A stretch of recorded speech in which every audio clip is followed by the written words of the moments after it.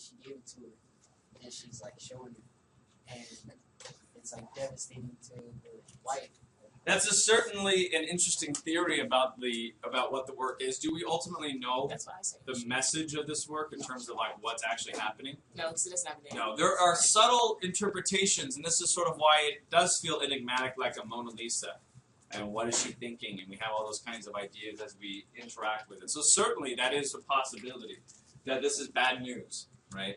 We've suggested all sorts of bad news, die in war, infidelity, and these kinds of things. It looks like it's a private situation, and she's worried here. It could also be good news, right? Because that servant's a little bit like, hey, there's a letter, check it out. This is what you're hoping for. Maybe it was a Valentine's Day letter, and she's opening up, pretend she's like heart's fluttering, and she's hoping that, he said yes to whatever the outing is or something, It's this young love quality component there. Wouldn't she love? I mean, she's a Valentine, isn't she? She's a beautiful Venus. Maybe not. I don't know.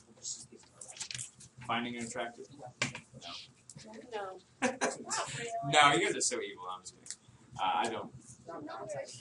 She's not very pretty. She's very famous. She's Well, that's why we don't need to judge her, I guess. But we do. Because it's Valentine's Day. It's art. We No, don't judge art. you get nothing Valentine's Day. What's up? Okay, so this may be a very subtle thing in the painting, but I noticed instead of just assuming that the lady on the right is like, the owner and the lady on the left is the maid, besides the differences in clothing and the oil color usage, the lady on the right, her dress is more of a shine to it. It's more glossy, making it seem like a silkish kind of clothing, while the lady on the left has more of a dull color impression, which making her clothes look more drabby. This is actually a good point. It is subtle, but now you're not talking about composition. What are you talking about? Two other elements of design. Color, and you just talked about dullness versus shininess, which is actually, it's how something feels or how something looks. Texture. So you're looking at the texture of the fabrics, which is actually a very Vermeer-ish thing to do. I don't know, Vermeer-esque thing to say, to talk about different textures, because this is a subtle yet important point. I mentioned how meticulous he was.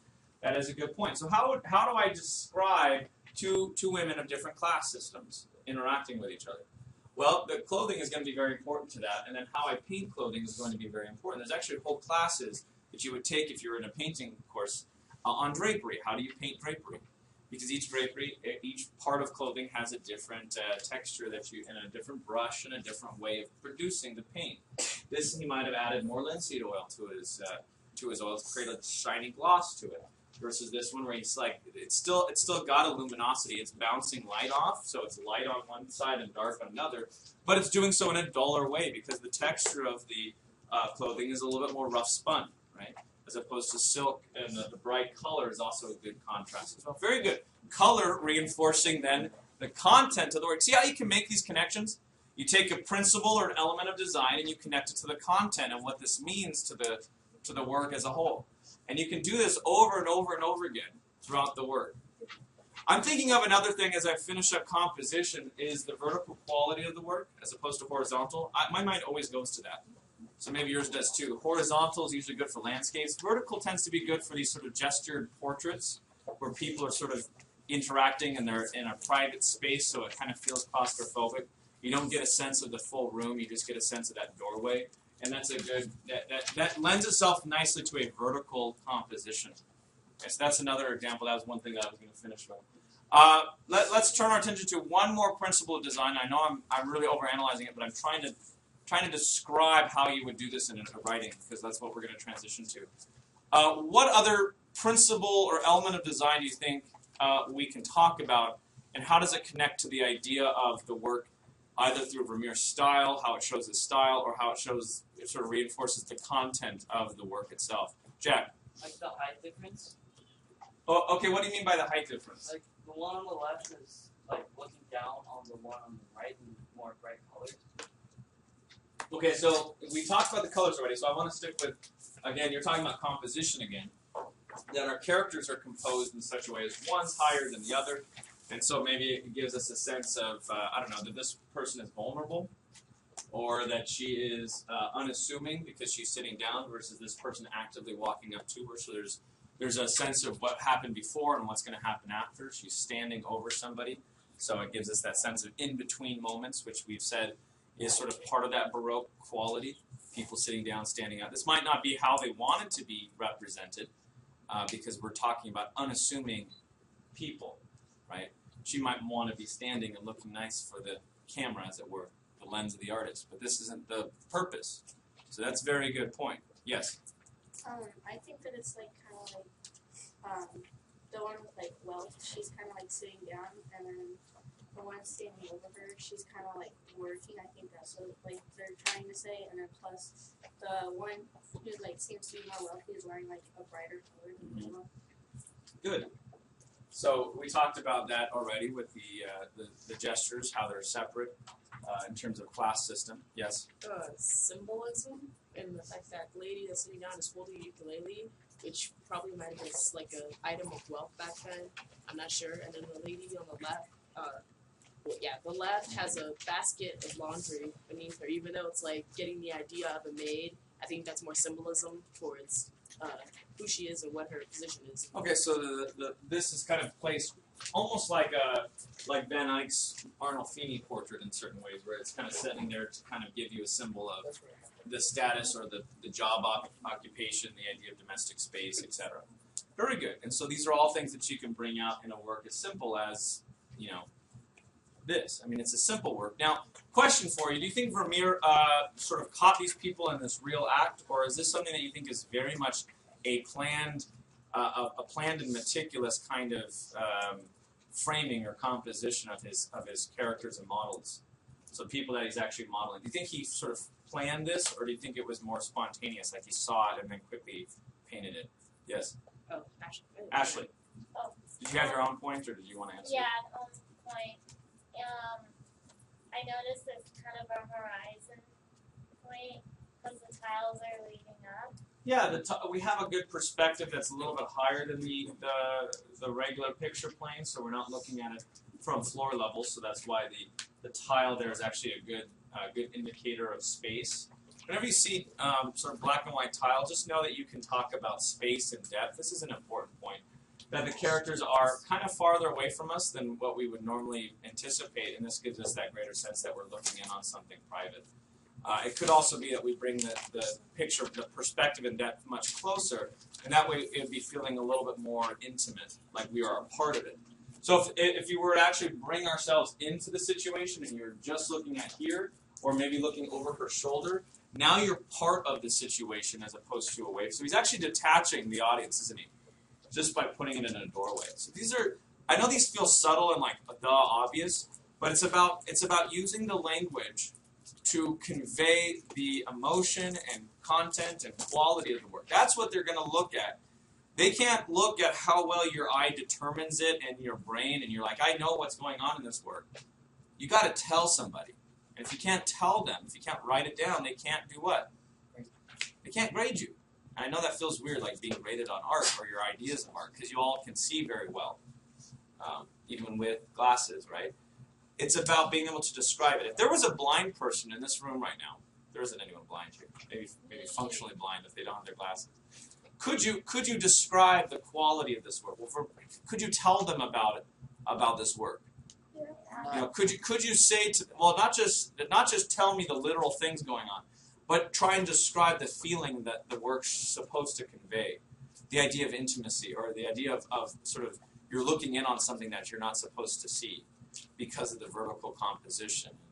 And the textures are different. There's a dullness versus... You might not be able to tell them everything unless they had sight before and now don't have it. Blind people who've been blind since birth, do they have a concept of the color red? No, they don't. They don't even dream in colors. It's not they hard to say. They don't dream in colors if they've never experienced light before. So that's an interesting thing. So assuming that they've never seen the work before and they are in fact blind, could you tell them about the work? This might be an interesting activity we do sometime. Have someone blind and see if you can we'll do that.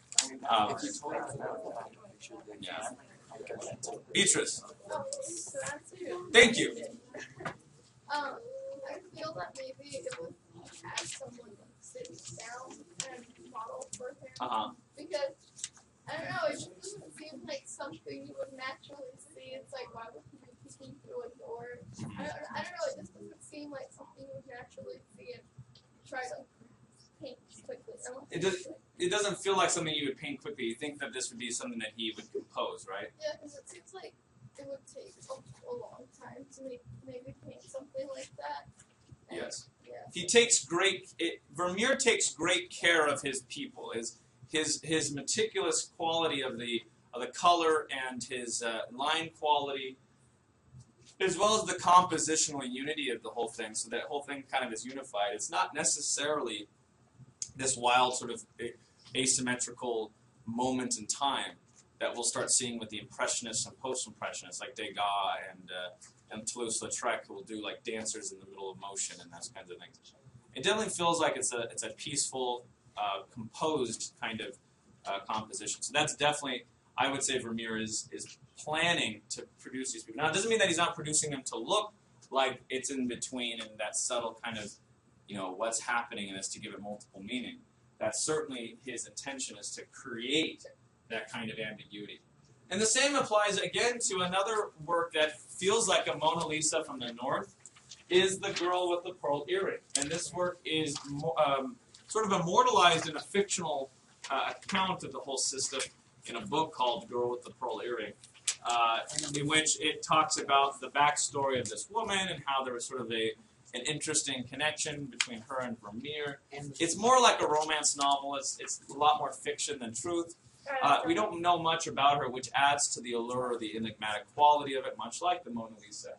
But it's that sort of subtle open mouth, open form, open face gesturing that we see. The open face, when I say the word open face, it does mean something a little bit different than open brush. And it's actually a really interesting idea that we see in portraiture. And again, it's subtle, but I'm going to show you real quick a thing before we transition out into your writing that I think will help you understand the open face a little bit. The open face is something like an open mouth and wide eyes. It has something to do with the vulnerability, and it has something to do with having a sort of a great wonder that you're looking at. Or you're looking at something and you have great sense of depth, emotional depth to the face. So the face becomes sort of inviting as a result. And we love looking at faces as human beings, don't we? It's the thing, if you were to look at a picture of, I don't know, your class of 20, when do you guys graduate? 18. 2018, you guys graduate this year, so 2015. If you were to look at, did you already do your senior thing? Your senior big class picture? You already did that? Panorama. So when you look at that, what are you trying to find first? Yourself. And you're trying to find your face, how do I look, that kind of thing. Because we gravitate to our own face first. And then from there, after we can kind of, okay, this is a good picture because I look good in it. You can then look at other people's faces, right? So this is, and it's totally normal, we all do it. We're all like, how do I look first, and then how does everyone else? But we don't really look at the background or these kinds of the colors. We're looking at people's faces. Because faces are very important to us. It's our identity, and it's our emotions, and it's our feelings of self-worth and confidence. And so that's sort of why we get those same vibes when we look at a portrait. What is she thinking? Who is she? What is she doing? And that's what the allure is of these characters. I want to show you real quick a contemporary example of the open form. And this actually shows a very kind of cool thing. I don't think I can show you the whole thing because it's a little bit long. But and I actually just thought of it, or else I would have edited it for time. Open face. First, you have to look at yourself.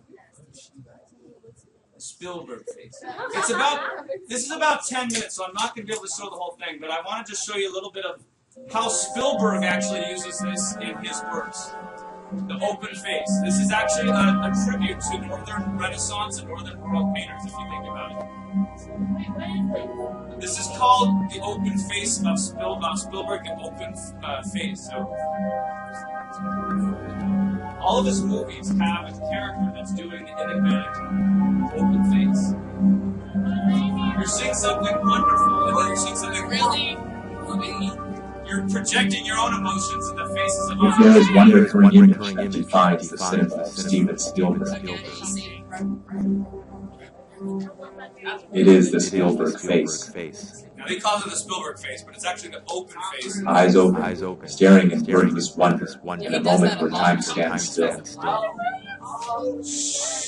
But above all, a childlike surrender to the act of watching, both theirs and ours. It's as if their total submission to what they are seeing mirrors our own. The face tells us that a monumental event is happening. In doing so, it also tells us how we should feel. If Spielberg deserves to be called the master of audience manipulation, then this is his signature stroke. You can't think of the most iconic moments in Spielberg's cinema without the Spielberg face.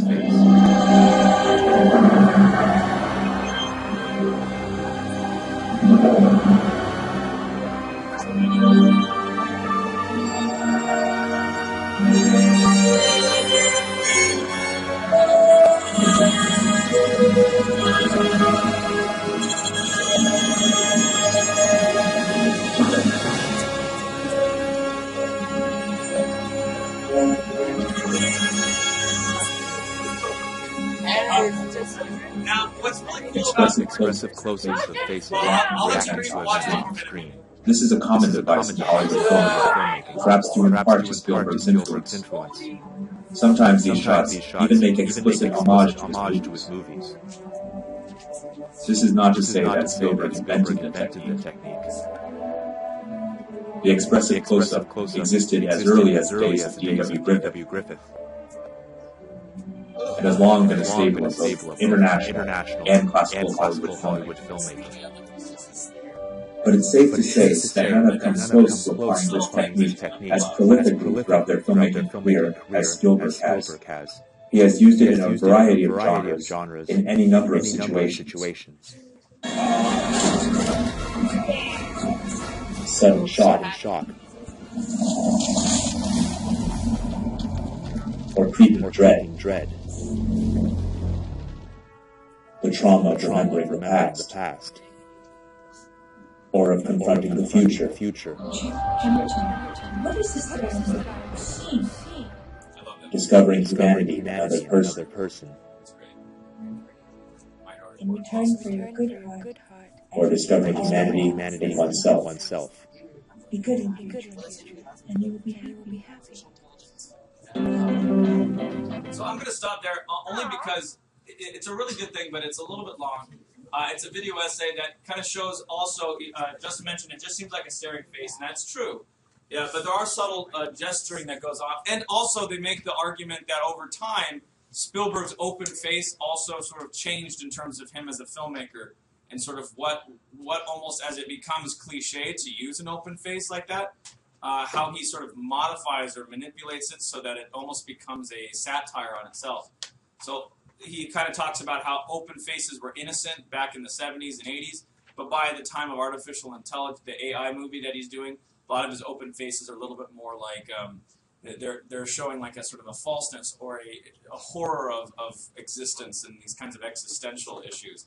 It's like you're looking at things, but it's sort of that everything's horrified and you're looking at things that destroy innocence rather than show innocence. So it's kind of an interesting evolution of Spielberg's works in general. I think it's a cool one nonetheless. So this is, I think Open Face there is a tribute. They said it tributes back to early Hollywood. I would say it tributes back to the 17th century in the Northern Baroque period with Franz Hals and Snyder, some of the early portrait artists in the realist category of paintings, these Baroque, these theatrical elements to create an emotion. So last thing I want to do is show you a scene from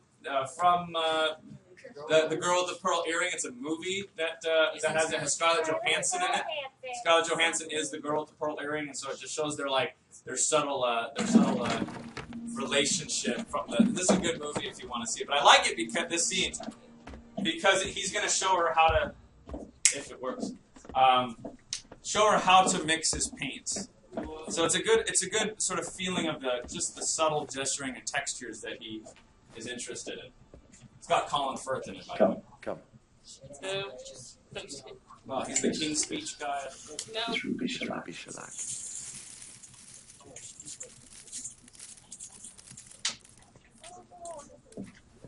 Well, that user had the cabbage. Gun Arabic.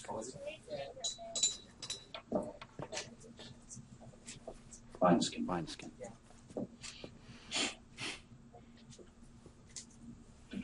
This will make verdigris. Type of green. Malachite. Vermilion.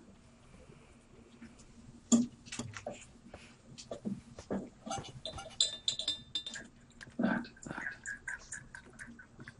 Linseed oil.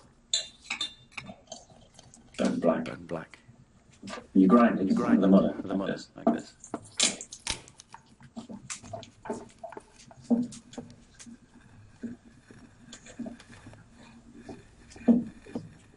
You try.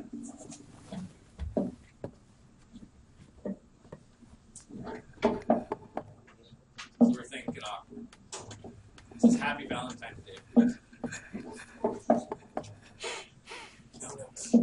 Twist from the shoulder.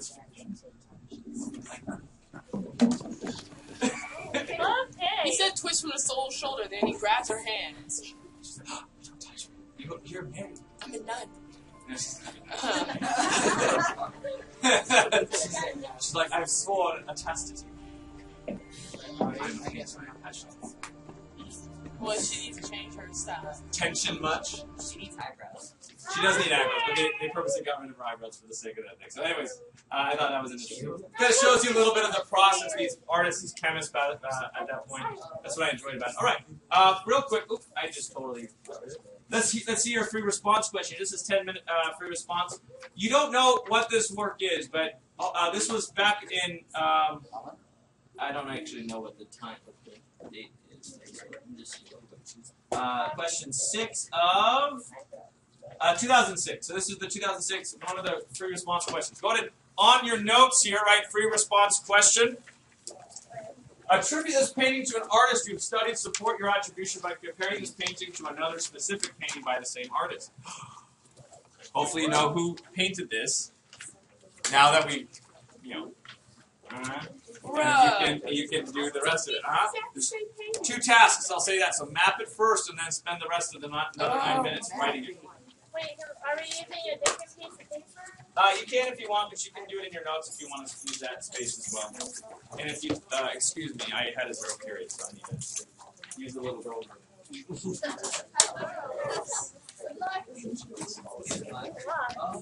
Go walk to the actual girls' bathroom like you did one time. It would be better if he was here to say that.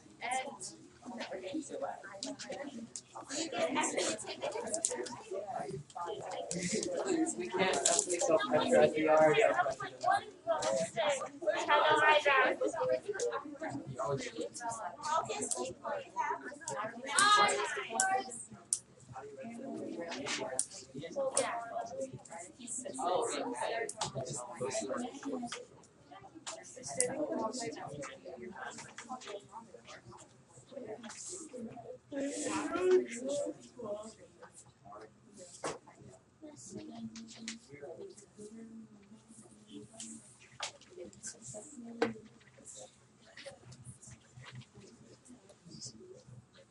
Really, for the band, what it's called.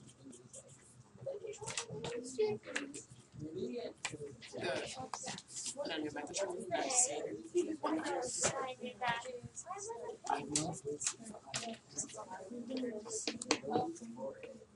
You say Michelangelo. I know.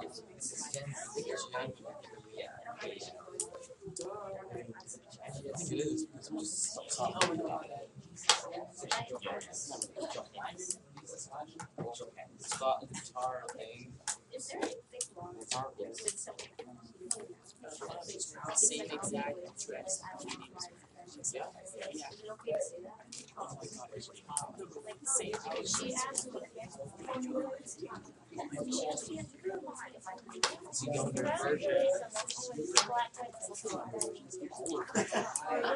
looks younger.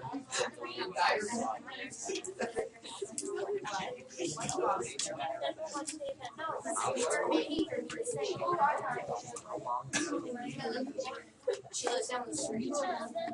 She's Asian. That's how I'm talking, guys. Are you guys getting this done? Yeah? Wait, what? I'm talking.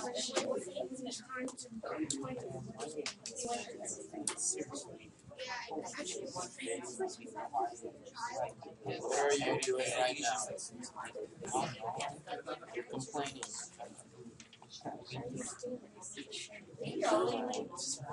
She's like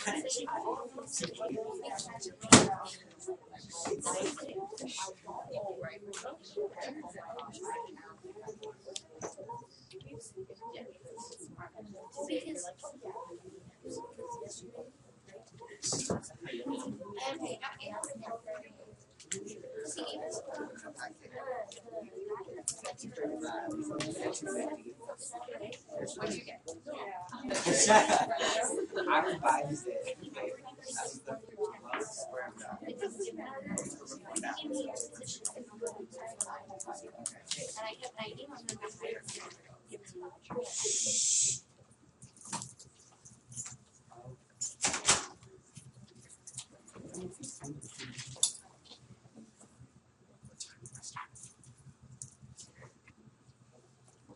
Give us like 3 more minutes.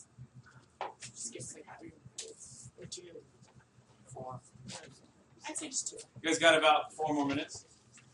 Wow. Oh man, I forgot to do my I maps. think we're at like 6 minutes. Yes. Maps takes up time. For sure you know? Yes. Okay, 6 minutes. No, 4 minutes. Whoa. Jeez. Whoa. Oh, yeah. That was dumb. Sorry, I didn't mean to say like shut up like that. That was. Yes, you did. You said it to me yesterday. I didn't say it. Oh, I said that jokingly now. No, you didn't. You said get out, and then you said it again. You're like get out, like I was causing like a migraine or something. No. You don't pass my Shh. I'm sorry, Larry.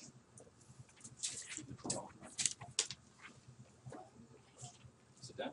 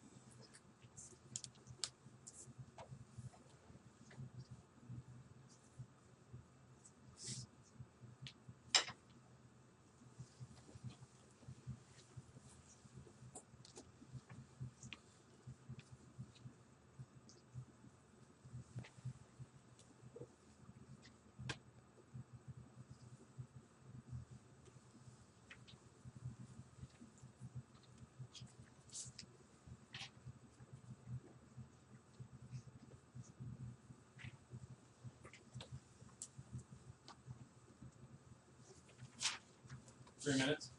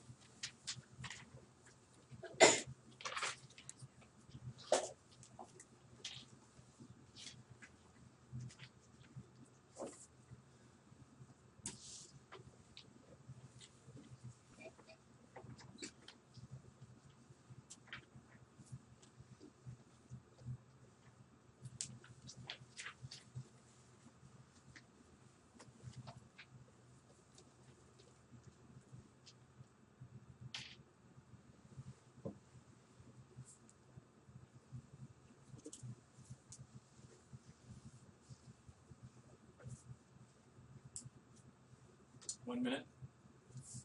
Finish up your last thought.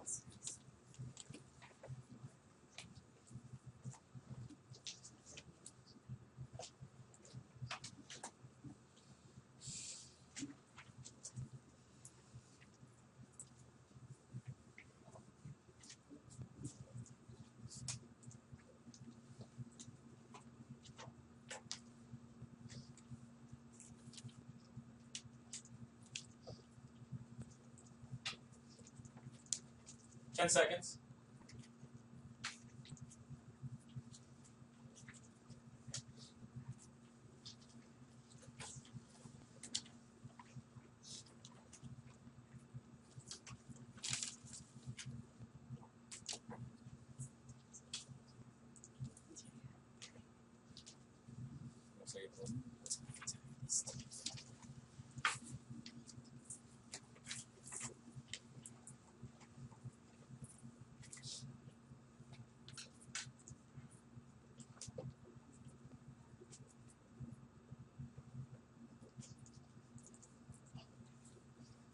All right, and stop. Go to swap with your partner just for like a minute or two. I just want them to identify whether or not they've posted this as the correct artist and completed the 2 tasks. So real quick, read, skim through it. Who is it that they were supposed to identify in terms of the artist? John. This is Jan Vermeer, right? So if they say John or Jan, I don't care. Vermeer is the more important thing. So if they've written Vermeer there, underline the name Vermeer, and they completed the first of the 2 tasks. The second task is what, you think? Attribute the work. So you don't have to you have to attribute the full work of something else, but you're going to do something with that work. What is that second work that you're going to do and why? Compare it with the work from the same artist. Exactly. So you're trying to compare the 2 works. That is to say, you're trying to show how his style is similar to the last one. So what kind of question is this? It's a compare and contrast. It's really not a contrast. It's more just a comparison. So it's the first half of that type of question. Very good. It's an attribution and a comparison question. So it's kind of a blend of the 2 if you were to think about it. You always have to attribute work, so you can always say that it's an attribution question. Here's, real quick, this is what they posted on the AP site, so I'm going to show you that. This is from 2006. The work is called The Guitar Player by Jean Vermeer, and it asks you to attribute to the artist. Does it say that you need to tell me the guitar player and that it's 1672? No. No, but you do need to attribute another painting, so support your attribution by comparing this painting to another specific painting by the same artist. Very important to do. It doesn't say to fully attribute the work, so you don't necessarily have to say what the other works each year, but it's always good to do that. Background here, I like how they describe Vermeer's work here, so I'm going to write, Vermeer is the guitar player with its dreamy, solitary female subject and musical theme. Does that sound like another work that we just studied? Yeah. Is a typical example that is similar to works such as Women Holding a Balance, The Letter, The Allegory of the Art of Painting, which are illustrated in the leading survey texts. He has this word, he's admired for his tranquil, luminous interior scenes. I love that. Notice it has both adverbs, adjectives within the context of description. Tranquil, luminous, interior scenes, featuring women engaged in ordinary domestic activities. Don't be lazy. Don't say it's very tired or very, very upset. Use real words like exhausted or furious. Okay, don't be lazy with language. Always use language in a way that's specific and utilizes your descriptive imagery. So even in your writing, you should be pulling those feeling words out. If you remember the first paper that I gave you, it has a bunch of words for all sorts of different textures and colors. So be reviewing those things and using them as much as possible. Characteristics of Vermeer's art: balance and simplicity, emphasis, circles of confusion appear in the same work. Some of these works, it's the idea of the camera obscura, and you have different areas that are a little bit decentralized, use of painting within a painting. That was, who said that? Sam, you mentioned, Sam? You mentioned the landscapes? Yeah, so the paintings within paintings is a typical thing, so very good. Overall enigmatic qualities, so the word enigmatic is really good. Enigma is what, you think? Kind of like a puzzle. It's like a puzzle or mystery. And enigmatic means it's sort of like a puzzle that you're having to undo. It's a little bit unknown what's happening. It's subtle and enigmatic. Points to remember, you can read that on your own if you like. I'll give you the link in a second. Correctly attributes the painting to Vermeer and supports the attribution by comparing to another specific painting by Vermeer, presents a full and persuasive case. Go ahead and read it real quick. Put a score. Is it 4, 3, 2, or 1? Have they fully attributed and used kind of that language, or does it feel like they didn't know what they were talking about? Put a 2 if they didn't do one of the 2 tasks, and a 1 if you feel like it's very incohesive or that it's incorrect, that they've chosen that for the wrong artist. Go ahead and do that real fast here. Take about 30 seconds. Yes. Yes, you can do girl with a pearl earring, you can do the letter, you can do all sorts of other works. Go ahead and read it right now, give them a score. Be honest with it. It's not going to affect anyone's grade, it's just an honest, like, hey, here's where I think you're at. Don't be mean to them. Just tell them, hey, you didn't talk about the work right. Just write the number down.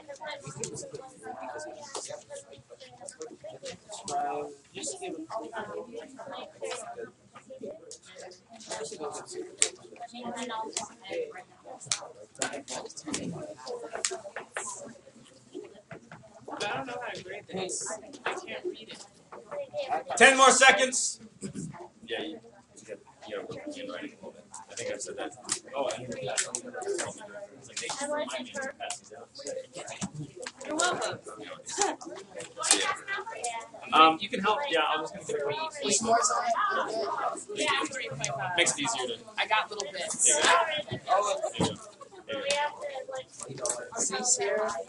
Passing out packets from last week.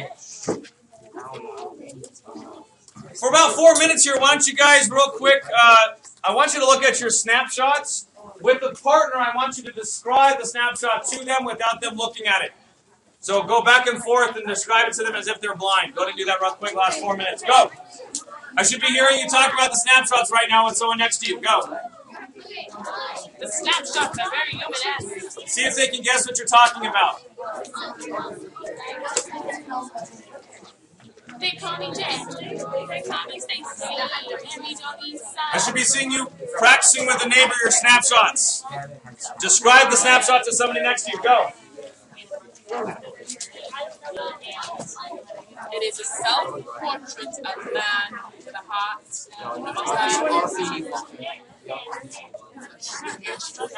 Wait, no, she's not. That's Bella. She's back there. She's right there. She's right to see you.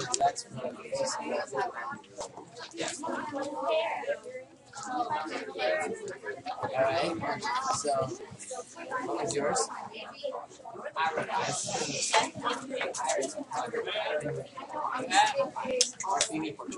No. Self-portrait up close with a beard. And he looked like kind of drunk. He had his hands in a subtle gesture.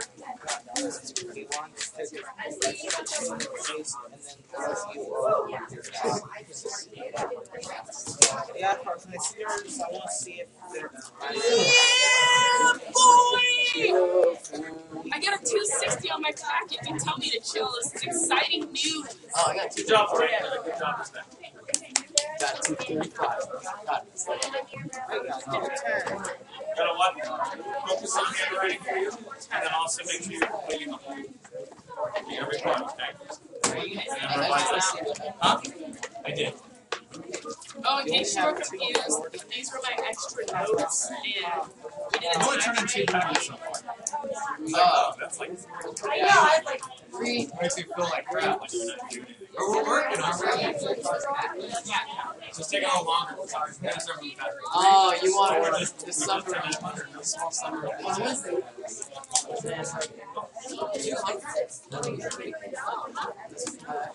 Isn't it the Northern Renaissance one? That's just 2, right? Oh no, technically no. We had early. 2 minutes. Keep talking.